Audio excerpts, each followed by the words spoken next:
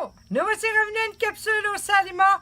Aujourd'hui, on règle pas un problème, on règle deux problèmes que vous avez. Les vers blancs dans vos pelouses, hein, puis les scarabées japonais, qui sont la même affaire, d'accord? Oui, il y a plusieurs sortes de larves de vers blancs dans vos pelouses, mais aujourd'hui, on va parler de cette larve-là, parce que plusieurs l'ont, d'accord? Comment elle vit, comment elle se reproduit, il faut comprendre comment est le scarabée japonais pour arriver à s'en défaire. La première affaire, les œufs vivent dans la terre l'hiver, dans la terre de votre gazon, d'accord? Donc, au printemps, pour essayer d'éliminer le plus possible de ces œufs et de ces larves-là, on va carotter notre pelouse, OK? On va faire des trous, on va aérer notre pelouse. Pourquoi? Les larves aiment beaucoup les gazons qui ont les racines très, très drues, donc on va les carotter. Deuxièmement, pour avoir une racine moins drue, on va mettre un peu moins d'engrais azotés à votre gazon le printemps. Slacker la pédale sur les engrais, c'est pas des graines de golf, ça. Fin mai, début juin, la larve sort, OK, puis elle va devenir adulte. Puis là, on va la voir sous forme de scarabée japonais qui va bouffer vos feuilles. Bon, il y a des plantes qu'elle aime moins, d'accord? Les pieds d'alouette, on a le ricin, les génévriers, après ça, on a les géraniums. Elle n'aime pas ces plantes-là, donc vous pouvez en intégrer de ces plantes-là dans vos plates-bandes. C'est comme un répulsif naturel contre les scarabées japonais, d'accord?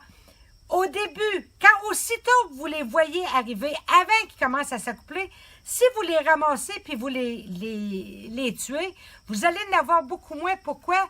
Le scarabée reste pas mal dans l'air où est-ce qu'il est né.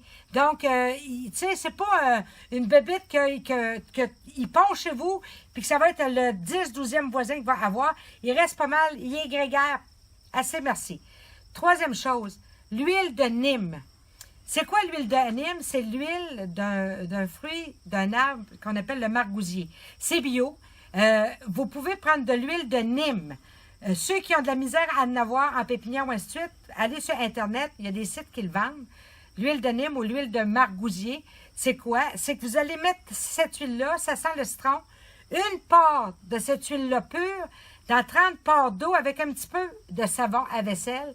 Puis vous allez arroser une fois semaine vos plantations tout le mois de juillet, tout le long qui s'accouplent les écœurantes. Vous allez faire un répulsif. Maintenant, quand il s'accoupe sur votre pelouse, OK? Il s'accoupe sur une pelouse trop coupée court, trop coupée ras. Laissez votre pelouse en juillet jusqu'à mi-août, une certaine longueur, pour favoriser qu'il n'aille pas s'accoupler sur votre pelouse si vous ne les avez pas eu avec l'huile de Nîmes.